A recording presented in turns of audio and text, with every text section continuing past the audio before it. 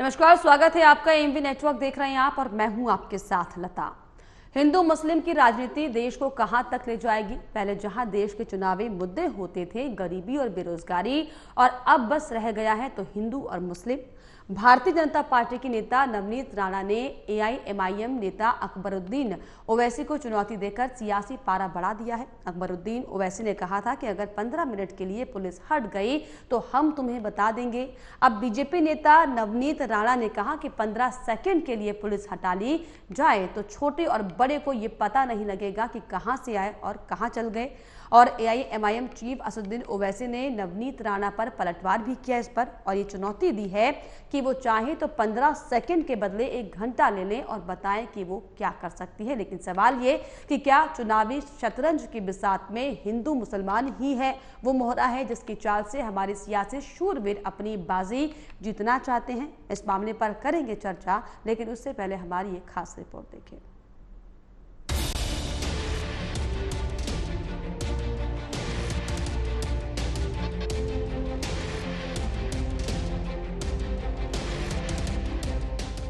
लोकसभा चुनाव के चौथे चरण की वोटिंग से पहले एक बार फिर सियासी लड़ाई हेट स्पीच तक आ पहुंची है। भारतीय जनता पार्टी की फायर ब्रांड नेता नवनीत राणा ने एआईएमआईएम नेता अकबरुद्दीन ओवैसी को चुनौती देकर सियासी पारा बढ़ा दिया है। कुछ साल पहले असदुद्दीन ओवैसी के भाई अकबरुद्दीन ओवैसी ने एक बयान में कहा था कि अगर 15 मिनट के लिए पुलिस हट गई तो हम तुम्हें बता देंगे।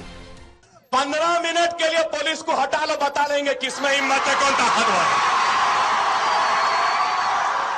अब हैदराबाद में एक सभा को संबोधित करते हुए नवनीत राणा ने अकबरुद्दीन ओवैसी के 15 मिनट के बयान पर 15 सेकंड का बयान दे दिया है।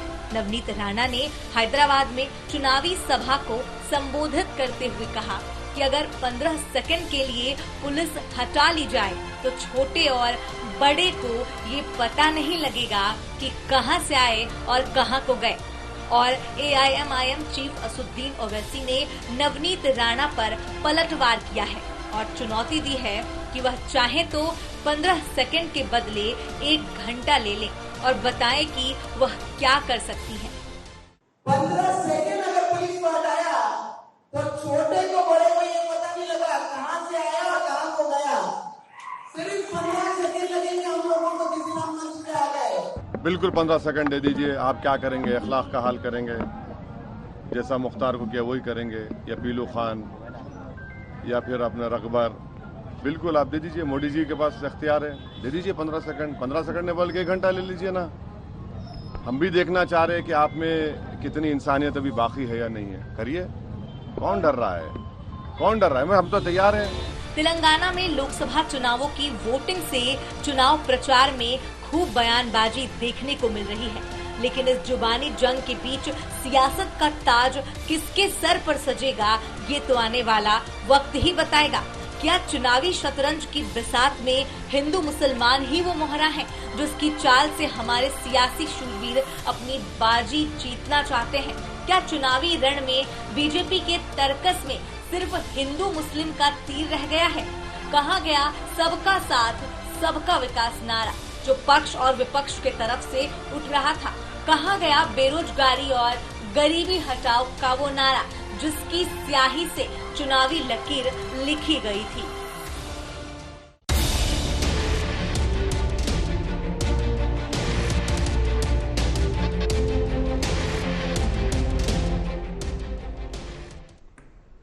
तो हैदराबाद में 15 मिनट वर्सेस 15 सेकंड की जो जंग है वो एक बार फिर से शुरू हो चुकी है। इसी पर हम खास चर्चा करेंगे। मेरे साथ इस पर चर्चा करने के लिए 3 खास मेहमान जुड़ रहे हैं। मेरे साथ अमित तिवारी नेता बीजेपी जुड़ रहे हैं, आपका स्वागत करना चाहूंगी अमित जी। इनके अलावा मेरे साथ जो है आदिल प्रधान जुड़ रहे हैं, एआईएमआईएम समर्थक हैं, आपका भी स्वागत। और इनके अलावा अश्विनी मिश्रा मेरे साथ जुड़ रहे हैं, राजनीतिक विश्लेषक हैं। तो सबसे पहले अमित जी, मैं आप ही का कमेंट ले लेती हूँ। नवनीत राणा ने जिस तरीके से बयान दिया है, जो पलटवार किया है 12 साल पुराने बयान का, क्या पहले आपकी इसमें टिप्पणी होगी? देखिए, जिस तरीके से उन्होंने बयान दिया है, मेरे ख्याल से नवनीत राणा जी इतनी सक्षम है कि वो अपनी बात का जवाब स्वयं दे सकती हैं, और उन्होंने जवाब दे भी रही हैं जो मीडिया में जो भी चैनल उनके पास जा रहे हैं। लेकिन एक बात बताइए, जो 12-13 साल पहले अकबरुद्दीन ओवैसी ने जो कहा था कि 15 मिनट के लिए पुलिस हटा लो, तो हैदराबाद में तो उन्हीं की सरकार है ना, उन्हीं की तूती बोलती है, वहां पे सरकार में वो सहभागिता भी उनकी रहती आई है, तो पुलिस हटा के दिखाते हैं ना वो क्या किया मैडम। उनको तो बताना चाहिए कि वो पुलिस हटाने के बाद वो क्या करना चाहते हैं। ये मॉडल तो उन्होंने ही शुरू किया था, हमने तो शुरू नहीं किया था। तो ऐसा नहीं हो सकता कि कोई एक तरफ से गालियां बकता रहे, कोई एक तरफ से आपको बेइज्जत करता रहे, कोई एक तरफ से आपको दूसरे दर्जे का सिटीजनशिप बताता रहे, और हम सिर्फ शांति और डेवलपमेंट की बात करती रहे।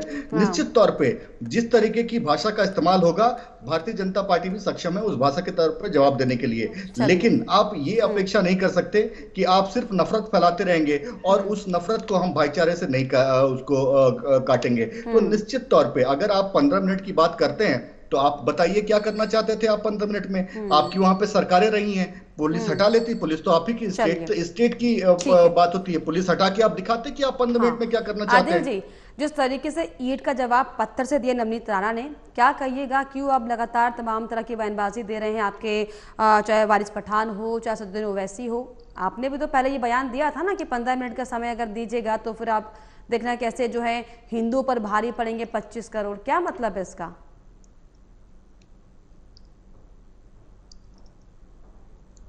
आपकी सर वॉल्यूम आवाज आप अनम्यूट कीजिए प्लीज।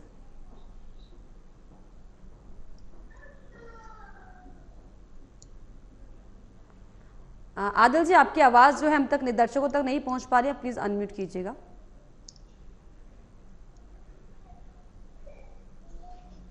अनम्यूट कीजिए आदिल जी, अगर आपको मेरी आवाज मिल रही है तो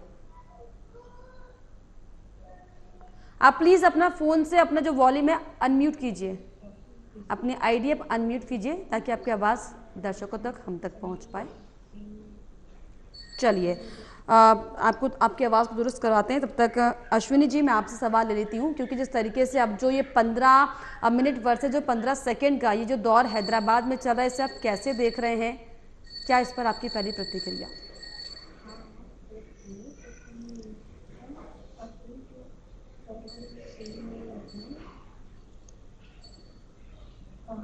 अश्विनी जी, आपकी भी आवाज़ मुझे लगता है म्यूट है, आप प्लीज़ अनम्यूट कीजिए। तो नहीं हूं मैं। चलिए, हाँ आप बोलिए। जी, तो आपने डिबेट की शुरुआत में एक बहुत अच्छी बात कही थी कि पहले राजनीति जो होती थी मुद्दों पर होती थी, विकास की राजनीति होती थी, रोजगार की राजनीति होती थी, और अब राजनीति जो है सिर्फ हिंदू और मुस्लिम पर आकर के रुक गई है। मुझे लगता है AIMIM और भारतीय जनता पार्टी कहीं ना कहीं एक दूसरे की सहयोगी पार्टियां हैं। दोनों को पोलराइजेशन का हमेशा से फायदा होता है। 3 चरणों का चुनाव हो चुका है और 3 चरणों के परिणाम कहीं ना कहीं एक शायद खलबली मचा रहे होंगे, या जैसे भी इन्होंने शायद सोचा हो वैसे अनुकूल ना हो रहे हों। अभी तक जो चुनाव हुए हैं उनमें पोलराइजेशन एक बड़ा मुद्दा नहीं बन पाया। हालांकि मोदी जी ने काफी मंगलसूत्र की बात की, 6 बच्चों की बात की, और बहुत सारे ऐसे स्टेटमेंट दिए गए कि आपका OBC का आरक्षण छीन के मुसलमानों को दे दिया जाएगा। बहुत सारी धार्मिक बातें हुई, पर फिर भी कहीं ना कहीं जनता ने उसको नकार दिया है। तो अब मुझे लगता है कि एक तरीके से जैसा सो कॉल्ड AIMIM को बोलते रहेंगे बीजेपी की बी टीम है, तो कहीं ना कहीं दोनों मिलकर के फिर से एक ऐसा माहौल बनाने की कोशिश कर रहे हैं कि कहीं ना कहीं देश में एक ऐसी भावना पैदा हो जाए, एक ऐसा माहौल बन जाए जहां हिंदू मुसलमान की बातें होने लगे।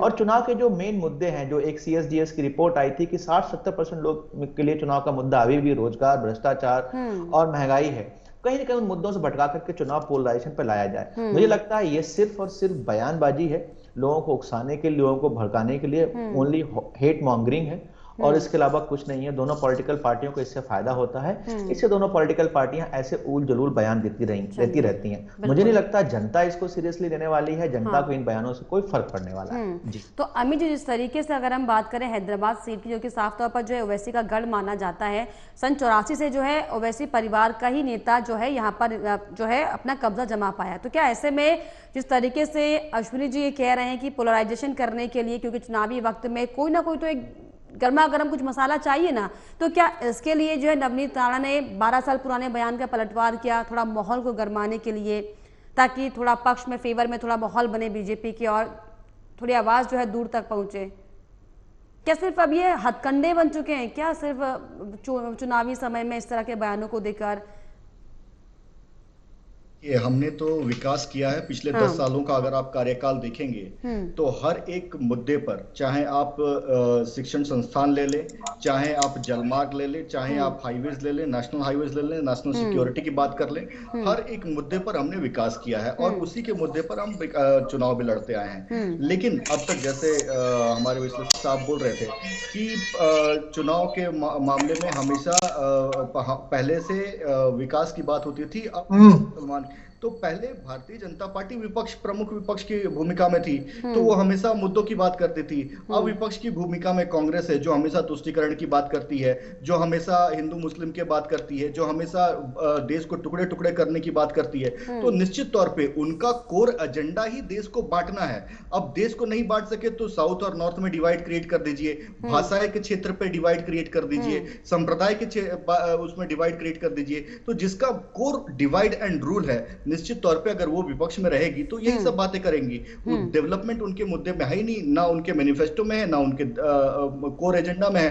तो निश्चित तौर पे हमने हमेशा ही डेवलपमेंट की बात की है। जब प्रधानमंत्री मोदी जी ये कहते हैं सबका साथ, सबका विकास, सबका विश्वास और सबका प्रयास, तो निश्चित तौर पे इसमें हिंदू, मुस्लिम, ईसाई, जैन, बौद्ध सभी शामिल हैं। और इन सभी के प्रयास के कारण ही हम 2047 तक का ये टाइमलाइन दे पाए हैं कि हम विकसित भारत तक का एक संकल्प पूरा कर सकेंगे। और मेरी बात को आज आप देखिएगा, तो विकसित भारत का संकल्प अमित जी कैसे पूरा होगा? जब पूरे हिंदू एकजुट हो जाएंगे तब क्या? नहीं, मैंने अभी आपसे किस विकसित भारत की बात कल्पना जो है बीजेपी करती है? क्योंकि तमाम आरोप लगे हैं बीजेपी पर, हिंदू मुस्लिम की राजनीति आप करते हैं, पोलराइजेशन करने का काम किया जा रहा है, तुष्टीकरण के आप आरोप लगाते हैं कांग्रेस पर, कांग्रेस लगाती है आप पर। तो विकसित भारत की जो एक परिभाषा होगी, उसके जो पैमाने होंगे, उसे हम क्या समझे? क्या लोगों को बेहतर रोजगार मिल रहा होगा? क्या लोगों को शिक्षा, स्वास्थ्य, तमाम जो परेशानी, जो रोजमर्रा की जिंदगी, उसमें कुछ रिलीफ मिलेगा? यहाँ पर हिंदू अगर एकजुट हो गया तो लगता है कि आपको ये भारत जो है विकसित भारत बन जाएगा? नहीं लता जी, देखिए बात को समझने की जरूरत है। हाँ। हम ना हिंदू की बात करते हैं, ना मुसलमान की बात करते हैं, ना जैन की बात करते हैं, ना बौद्ध की बात करते हैं। हम सबका साथ, सबका विकास, सबका विश्वास और सबके प्रयास की बात करते हैं। इसमें सभी निहित है। देश का हर एक नागरिक इसमें निहित है, देश का जंगल जमीन निहित है, देश का पशु पक्षी निहित है। तो इसमें सब आते हैं। हम सर्वज्ञ की बात करते हैं, पर कांग्रेस पार्टी जो है वो सिर्फ मुसलमान की बात करती है, वो सिर्फ एक समुदाय की बात करती है, वो जातीय जनगणना की बात करती है। और एआईएमआईएम जिस तरीके एमआईएम का भी वही हाल है। जिस हिसाब से आप देखिए ना, इनके तो नाम में ही इनका मतलब छुपा हुआ है, तो इनके तो नाम में ही सब कुछ है। तो जिस तरीके से आदिल जी, आपके तो नाम में सब कुछ छिपा हुआ है और बाकी जो बचा कुचा है वो तो आपके नेता बयानों से पूरा कर देते हैं। चाहे अकबरुद्दीन का बयान ले लें, चाहे उनके बड़े भाई का बयान ले लें, इसे तो आपको इत्तेफाक लेना पड़ेगा। क्योंकि जिस तरीके से जो बयान जिस तरीके से दिए जाते हैं आपकी पार्टी की तरफ से, नहीं लगता कि कहीं ना कहीं जो है ऐसा लगता है कि आप किसी और देश की भाषा बोल रहे हैं अपने देश में? आपकी आवाज नहीं पहुंच रही आदिल जी।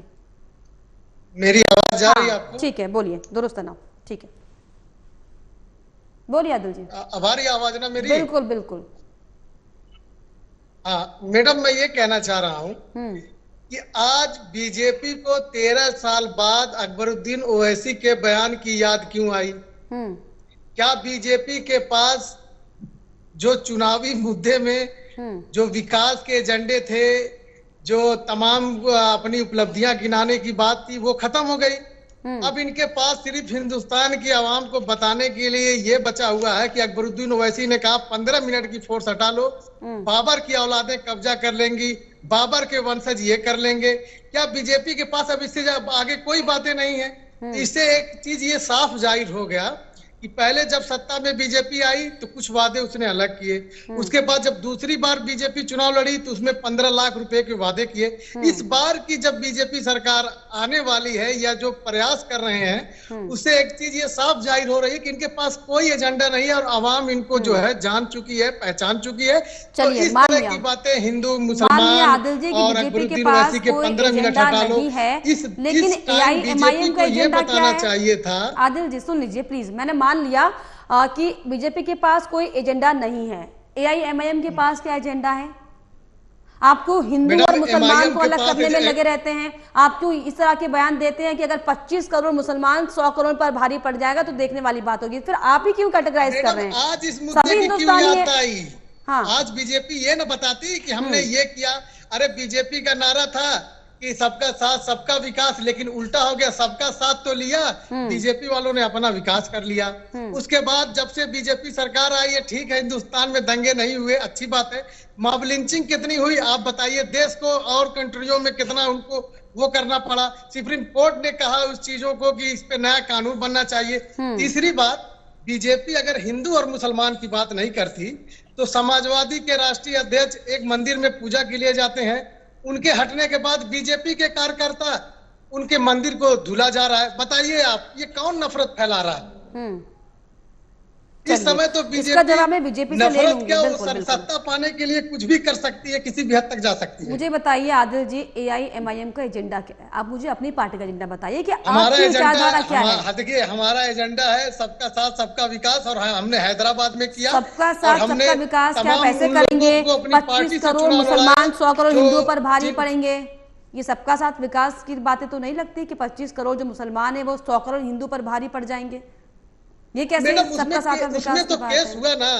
नहीं, उसमें केस हम गलत किए, हमारे ऊपर केस बुक हुआ।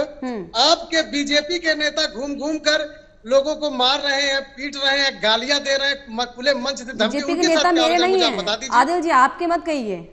हम सबके नेता हैं, और आप भी और आप बीजेपी भी। आपके मत कहिए प्लीज, ये एलिगेशन ना लगाइए मेरे ऊपर। नहीं, हाँ। बीजेपी के ही नेता। हाँ। अब इनको आज क्या जरूरत पड़ी थी 13 करोड़ के बयान वाले पर? अमित जी, क्या जरूरत ये आन पड़ी? बताते कि हम अमित जी, क्या नहीं, जरूरत देखिए, आन पड़ी लता कि जी। 12 साल पुराने बयानों को एक बार फिर से जो है सबके सामने, जनता के सामने रखा गया? हालांकि माधवीलता के समर्थन में वोट की अपील करने के लिए नवनीत राणा पहुंची हुई थी, तो ये टक्कर जो है जबरदस्त बन जाए माधवीलता वर्सेस ओवैसी की, क्या इसके लिए थोड़ा सा मुद्दे को भुनाया गया? क्योंकि चुनावी माहौल इस तरह की बातें होंगी तो जाहिर सी बात है कि जो पब्लिक है वो इंटरेस्ट लेगी। नहीं लता जी, देखिए ये मुद्दे क्यों आते हैं जैन में? जब इनके नेता, विपक्ष के नेता अतीक और अहमद को शहीद बताने लगते हैं वोटों की खातिर, इन विपक्ष के नेता वोट जिहाद की बात करने लगते हैं वोटों के खातिर, इनके नेता विपक्ष के ये कहने लगते हैं हिंदू इलाके में जाकर कि आप वोटिंग के दिन छुट्टी मनाइएगा, घर से बाहर मत निकलिएगा वरना आपका हुक्का पानी बंद कर दिया जाएगा। सही बात है। इन्होंने अमित जी चलिए, अमित जी सिर्फ नवनीत राणा की बात करते हैं ना आज। अमित जी, नवनीत राणा की प्लीज, आदिल जी मैं आपका सवाल, आदिल जी मैं आपका सवाल ले रही हूँ। बैठकर आज अमित जी, नवनीत राणा की बात करते हैं, क्या नवनीत राणा का? आदिल जी प्लीज आदिल जी मुझे बोलने दीजिए। मैडम पहले जवाब सुन लीजिए। हाँ। इनका एक जवाब ये सुन लीजिए। ये हाँ। कहते हैं कि बीजेपी के अतीक अहमद को शहीद बताया। हमने कभी शहीद बताया? हमने ये कहा कि जब ये इस लोकतांत्रिक मुल्क में सुप्रीम कोर्ट है, हाई कोर्ट है, आप फांसी दिलवाते, आप अपनी कस्टडी में रख कर किसी की हत्या करवा दे रहे हैं खुलेआम, और आप कह रहे हैं कि अपराध मुक्त ठीक है, चलिए प्रदेश है। अब मैं सवाल ले लूं, अब मैं आपकी सवाल ले लूं। मंशा साफ हो गई, अमित ठीक है। जी चलिए, मैं मान लिया आपने जो तमाम जो बातें गिना रहे हैं मैं मान लेती हूँ, लेकिन अगर हम नवनीत राणा का जिक्र करें तो क्या ऐसे मौके पर ये क्या दूसरी पार्टी को चुकाना नहीं है जनता के बीच में? इस तरह के से 12 साल बयान, ऐसी क्या जरूरत आन पड़ी कि इस बयान को वापस से लाया गया सबके लाइमलाइट पर? ये क्यों आपत्ति आन पड़ी? बिल्कुल लता जी, आप एक बात ये बताइए कि असदुद्दीन ओवैसी को क्या जरूरत पड़ी थी कि ये कहने की कि जुम्मे के दिन नमाज, जो सेकंड फेज का जो इलेक्शन हुआ, जुम्मे के दिन नमाज है, जुम्मे के दिन इलेक्शन है और आपको शैतान को हराने के लिए निकलना है, और उनके सामने खड़ी थी माधवीलता, मतलब आप माधवीलता को शैतान कह रहे हैं? इस नाम लिया था, भाषा की क्या और जरूरत थी? कैंडिडेट आप ये नहीं थे बताइए। वहां पर। कोई इसकी जरूरत थी क्या? नहीं जरूरत वहां पर थी, और कैंडिडेट लेकिन नहीं इन्होंने थे। वो बात कही। अब आप अपने आप को शैतान समझिए, नहीं, जिसके अब- जिम्मेदार अब- वैसी अब- थोड़ी नहीं, नहीं है। देखिए बीच देखिए में देखिए फिर अमित जी, बुलाइए मत, अगर बात तो दूसरी सुन लीजिए। पार्टी के नेता अगर कुछ बयानबाजी करते हैं किसी पर्सनालिटी पर तो वो विवादित हो जाता है। अगर आप नाम अगर लेकर किसी पर करेंगे बयान तब ना देते हैं, मैडम। टिप्पणी करते हैं तो फिर वो आपका स्टेटमेंट हो जाता है। तो ये तो राजनीतिक वार चलते रहते हैं, पलटवार लता और जी, वार 10 और सेकंड, पलटवार। लता जी, चलिए 10 अश्विनी सेकंड जी, दीजिएगा। अश्विनी जी अरे, कितना अब करेक्ट, वादा नहीं एक मिनट करेंगे 15 मैं लाख राजनीतिक रुपए का। विश्लेषक से इस पर राय लूंगी। अब नहीं अश्विनी जी, बताएंगे जिस कि तरीके से महंगाई चुनावी कम कर समय दी में इस तरह के जाएगी। जो है वार प्रतिवार चलते रहते हैं, इसको कितना सही और कितना गलत आप मानते हैं? नहीं, यादव समाज क्या हिंदू नहीं है? आदिल जी मेरे उनके सवाल मंदिर अश्विनी से जाने था, से प्लीज। बीजेपी के लोग क्यों धुलवाते हैं मंदिर? लता जी, हाँ मैं यही यहाँ पूछना चाहता हूँ। AIMIM और बीजेपी वैसे ही हैं जैसे चोर चोर मौसेरे भाई। दोनों लोग पॉलिटिक्स सही कर बात रहे है, हैं, आप ही देखे हैं हम लोगों को मिलते हुए। पॉलिटिक्स करते हैं डर की, और एक जी। डराते हैं अपने समाज को कि आपको हिंदू हमारे अब्बा ही प्लीज आपको भी मौका मिलेगा। हाँ नहीं देखिए मैडम, बात ऐसी करिए जो लगे कि सही बात है। अच्छा, मतलब आपकी बात सही है, मतलब आदिल साहब जो कह रहे हैं वही सच है। ये कर रहे हैं, बैठ के बताइए, ये राजनीतिक विशेषज्ञ ऐसी बात करें कि हम चोर मौसी हो गए भाई, ये हमारा तो दोनों पार्टी को घेरना है। एक मिनट आदिल जी, अश्विनी जी मैं आपके पास लौटती हूँ। आदिल जी, आपको मिर्ची क्यों लगी? दोनों पार्टी को बोला, आपको मिर्ची क्यों लगी? तो फिर पूरा इंडिया गठबंधन भी तो वही है, उसको भी तो बोल रहे हैं। लेकिन मैंने सवाल तो आपके लिए किया ना, मैंने इंडिया गठबंधन का जिक्र यहाँ पर नहीं किया। अगर मैं उसका जिक्र करती तो किसी को तो छोड़िए, किसी को एक प्लेटफार्म पे आप लोग वो कर रहे हैं जलील, हमको यहाँ पर कर रहे हैं। अरे किसी को तो अगर आप 100 करोड़ हिंदुओं की बात करते हैं तो हिंदुस्तान जलील नहीं होता है। आदिल जी, जब आप 100 करोड़ हिंदुस्तानियों की बात करते हैं तो हिंदुस्तान जलील नहीं होता है। लेकिन आपके बयान से, स्टेटमेंट से आपको लग रहा है कि बहुत जलीलियत महसूस हो रही है। जब आप ये बोलते हैं कि 25 करोड़ मुसलमान 100 करोड़ हिंदू पर भारी पड़ेंगे, तब हिंदुस्तान का अपमान नहीं होता है क्या? देखिए, इस तरह के बयान, आप इस तरह की चीजें आप मत बताइए। इनके पार्टी वेरी गुड। आपके अकबरुद्दीन साहब खुलेआम खुले मंच पर चीख कर इस तरह के बयान देते हैं और आप ये कह रहे हैं कि इस तरह की बातें मैं न करूं। कैसी बात कर रहे हैं? हमारा हाल तो ये है कि हम आह भी करते हैं तो हो जाते हैं बदनाम, वो कत्ल भी करते हैं तो चर्चा नहीं होता। कत्ल करने की बात आप कर रहे हो, 100 करोड़ हिंदुस्तानी हम कहाँ कर रहे हैं? हिंदुओं को वो तो कानून बना है ना, हमें सजा मिली ना, हमारे ऊपर FIR हुई ना। तो गलती हुई तभी ना सजा मिली। गलती की ना, इसका मतलब गलत बयान दिया ना आपने, इसका मतलब सम्मान करते हैं। लेकिन आज 13 साल बाद आप उस चीज को क्यों लेकर आए? आप 15 लाख के वादे नहीं करेंगे, हाँ। आप 1100 से 400 सिलेंडर नहीं करेंगे, आप सरकारी नौकरियां नहीं देंगे, आप यादव समाज का कोई नेता मंदिर जाएगा तो मंदिर धुलवाएंगे, आप जो मुसलमान समाज को भड़काने का काम करते हैं हिंदू के खिलाफ। हम विकास की बात कर रहे हैं। आदिल जी AIMIM के नेताओं के खूब बयान सुने, खूब बयान सुने। मैं तो विकास की बात नहीं कर रहा था, मेरी बात तो सुन लीजिए। मैंने आपकी बात बड़ी शालीनता से, धैर्यता से सुनी। मैं ये बोल रहा हूं कि ये सच है, आप मुझे बताइए मैं कहां झूठ हूं। मैं बोल रहा हूं कि भारतीय जनता पार्टी और AIMIM दोनों डर की राजनीति करते हैं। एक हिंदुओं को डराता है, एक मुसलमानों को डराता है। एक का कोर वोटर मुसलमान है और एक को लगता है कि उसका कोर वोटर हिंदुत्ववादी। दोनों ही पोलराइजेशन की पॉलिटिक्स करते हैं। अदरवाइज ऐसी बयानबाजी नहीं होनी चाहिए, चाहे वो AIMIM के शीर्ष नेता हो, चाहे भारतीय जनता पार्टी के नरेंद्र मोदी जी हो। दोनों को चाहिए, अगर आप सच में अच्छी राजनीति करते हो, अगर आप सच में इंक्लूसिवनेस की बात करते हो, तो आपकी भाषा में हिंदू मुसलमान नहीं होना चाहिए। बट आपके हर बयान में हिंदू मुसलमान होता है, चाहे वो मोदी जी का हो, चाहे ओवैसी जी का हो। तो दोनों ही चोर मौसेरे भाई हो, इसमें कोई दो राय नहीं है, चाहे आपको बात बुरी लगे। जी चलिए अमित जी, दोनों जो है चोर मौसेरे भाई, ये आरोप लग रहे हैं आप पर भी, क्योंकि जब चुनावी समय होता है तो इस तरह के ज्वलंत मुद्दों को ढूंढ कर, रिसर्च कर बाहर लाया जाता है। नहीं, ऐसा नहीं है लता जी। देखिए, आदिल जी से आपने पूछा कि आपने 40-45 साल वहां पर आपकी सरकार ने, आपके नेता ने राज किया, हैदराबाद का क्या विकास किया, तो वो बता नहीं पाए एक भी बात।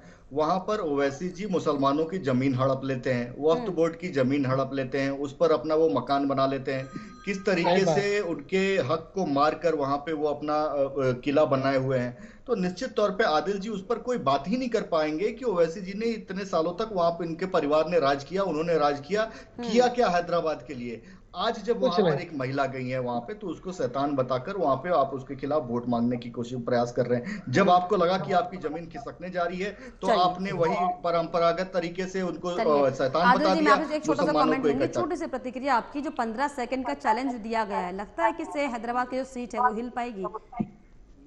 मैडम देखिए, हम 15 सेकंड के हम चैलेंज पे कोई बिलीव नहीं करते, हम काम पर बिलीव करते हैं। हमने हैदराबाद में इतना काम किया है कि इंशाल्लाह हमें सीट मिलेगी, हमें वोट भी मिलेगा।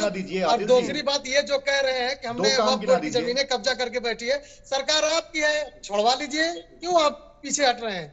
बिल्कुल आप कार्रवाई करिए, कहीं हम गलत हैं। और अगर वैसी ब्रदर्स अगर कहीं गलत होते तो आप छोड़ते।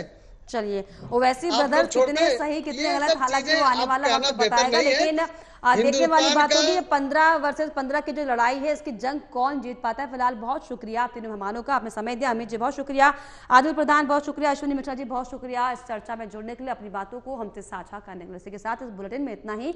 देश और दुनिया के तमाम खबरों के लिए आप देखते रहिए एमवी नेटवर्क। नमस्कार।